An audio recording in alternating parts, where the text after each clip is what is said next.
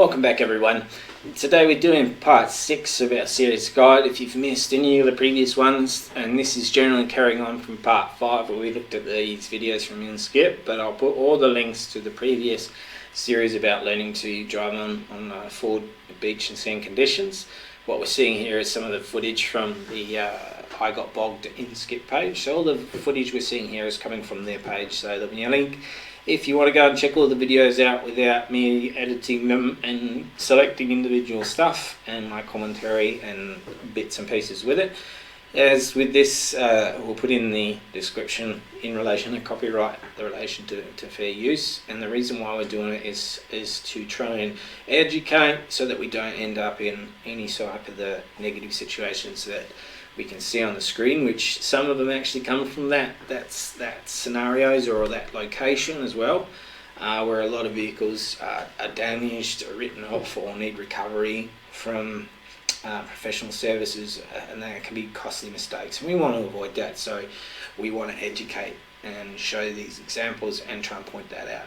And pointing something out, just this graphic here, I want to show you that a lot of people watch the videos that we put out there but don't subscribe, so we want to encourage you to subscribe to our channel if you enjoy watching our content and what we produce. So help us grow and click that subscribe button and like our videos if you like them as well. Thank you to our Patreon supporters that continue to help us make all the videos possible, as well as our trips that we do away and that we bring back.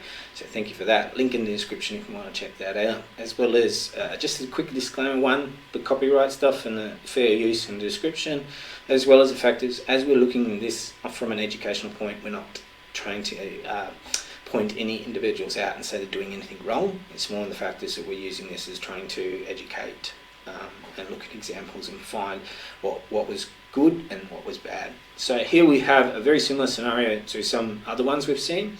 Now this one is unique in the fact that this white vehicle, the white ute, can't engage four-wheel drive. So he's got rear-wheel drive only, and you can see that by the fact that the rear wheel is spinning and nothing's happening. I don't like the fact that he is engaging or accelerating before the snatch strap tension has been taken up, which is now.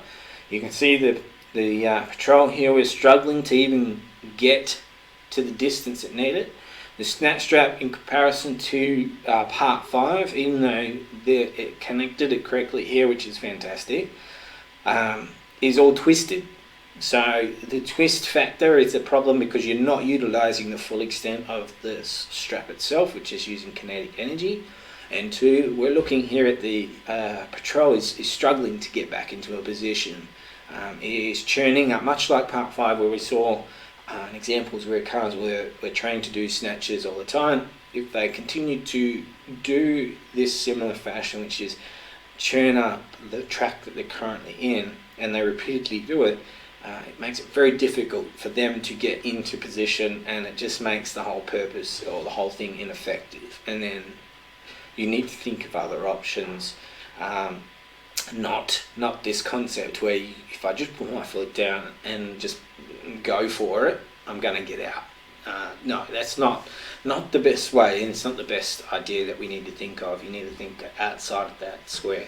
Now, I do like the fact that at least he tried, and he's put a max track on the white ute. They put max tracks on the back tyres, which are the ones that are actually gaining traction, so at least they've done that. As with all these, or most of the videos that I've seen, and most of the videos are recorded to use and edit for these videos, I've never once seen anyone grab a shovel out, and whenever I'm forward driving, if I get bogged, the shovel is one of the first things that come out in along with the tracks.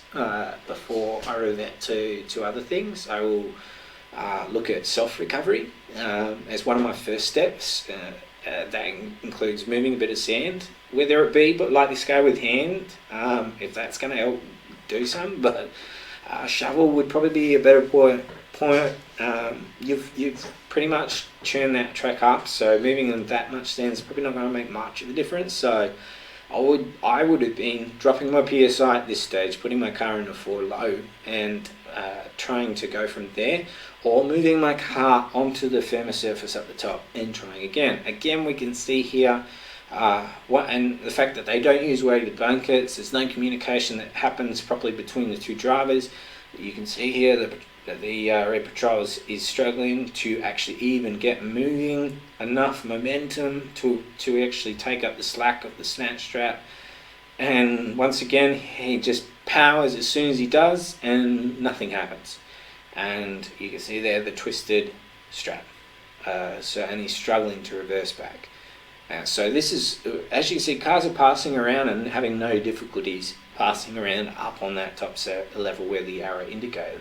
So instead of reversing back like this and struggling, get up onto that other surface. Yes, it's better to snatch from directly in front, directly behind, but if you can't and you're not succeeding, there's no point continually trying to do the same thing over and over again. You're not going to see a different result. You need to change something. So now they're trying to change something by going, okay, we're not going to reverse all the way back, but we'll put tracks underneath the patrol, and so it pops itself out of where it is and it gains traction straight away, and then it can use the snatch strap. The only problem with this, as we'll see in a moment, is that it gets over the track and then immediately can't go any further because he's back in the soft sand. Again, something I saw in part 5 is people standing between a snatch strap, and we saw in part 5 two snatch straps get broken. Bad. Don't stand in between two snatch straps. Here we see once again churning that sand, and the rear, and this white ute here is still turning its tyre, like it was playing power through it, even though the front vehicle had stopped altogether. So there's no communication there. Finally dropping PSI, finally, which is I mean, I would have wished, I would have hoped they'd done it before they got there, and then later if they thought they need to go lower then. But you should have dropped earlier. So you can see the difference here now with a little bit of PSI drop. The fact is he's not struggling to move forward as much. Still struggling to get the car going, but that's usually because of the fact that he's trying to skull drag him. You can see the white car is driving power through that rear wheel even though the front vehicle had stopped. So he's actually making it harder every time. And Black Arrow, you saw, I don't know why the gentleman gets up and jumps, and again, he was applying power before the snatch strap took up the weight, and that just makes it harder. You apply pressure as soon as the weight's been taken by that vehicle. But yeah, sorry, the guy was standing on the back of that ute, applying pressure to more weight to the rear wheels. I don't see how that is beneficial.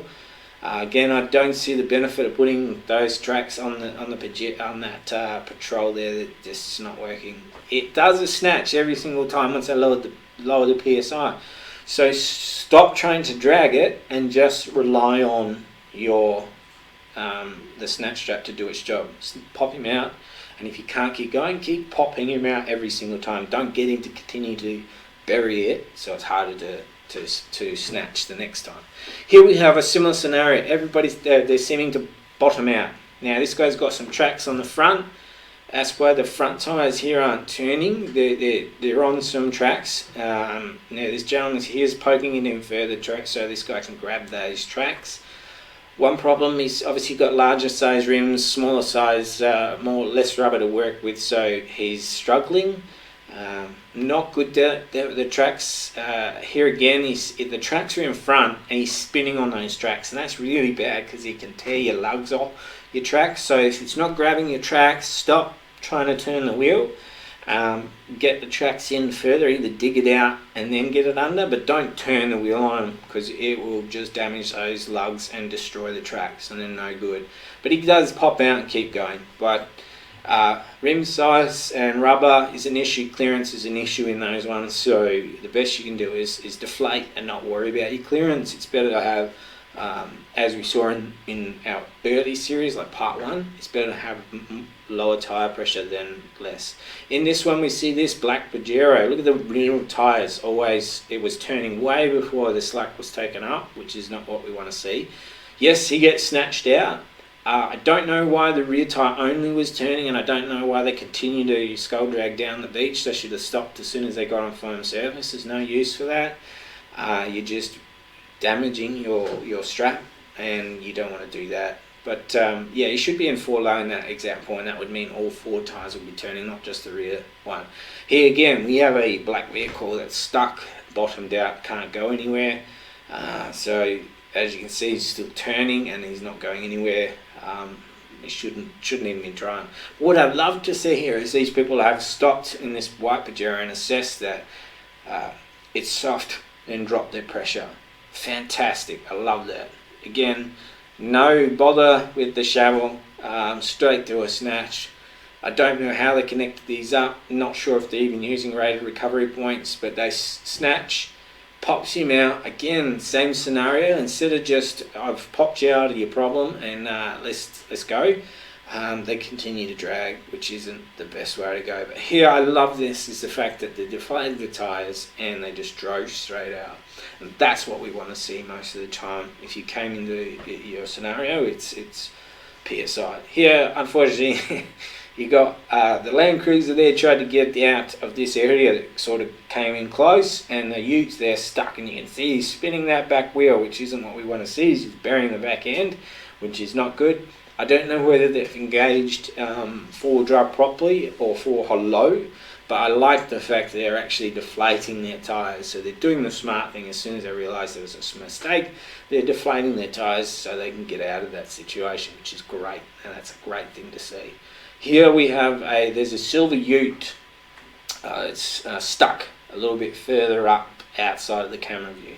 So this Ute here is setting up to do a snatch, and because he's not wanting to come back too far into the softer stuff, they're connecting it here.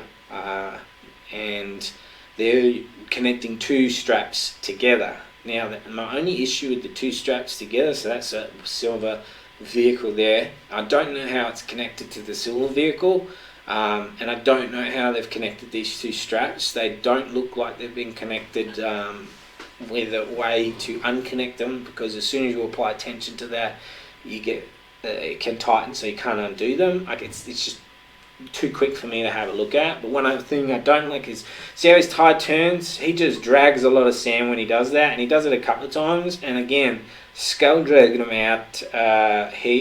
When the strap goes loose, and again he turns the tyre here again, I think, but as soon as it goes loose and he's able to go back on his own is where you should stop doing this.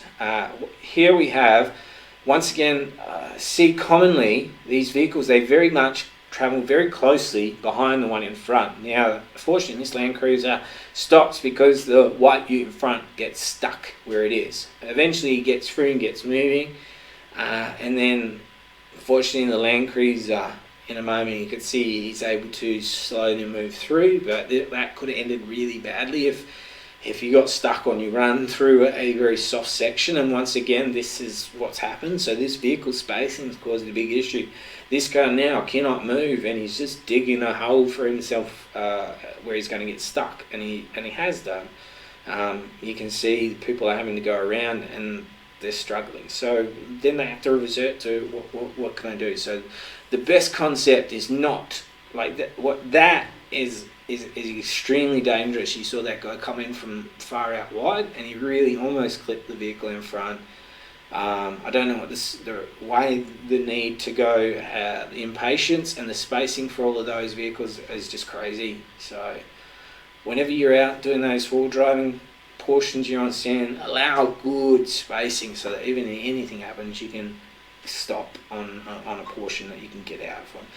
A big thanks to our Patreon supporters for making these videos possible. Link in the description for all of that. Thank you for listening to our video. I hope you found that helpful. And subscribe to our channel, like the video if you enjoyed it, and there'll be another one coming out soon. So thanks for listening. We'll catch you on the next one. And if you haven't checked out the previous one, go back and have a look at some of our other series. Cheers guys, bye.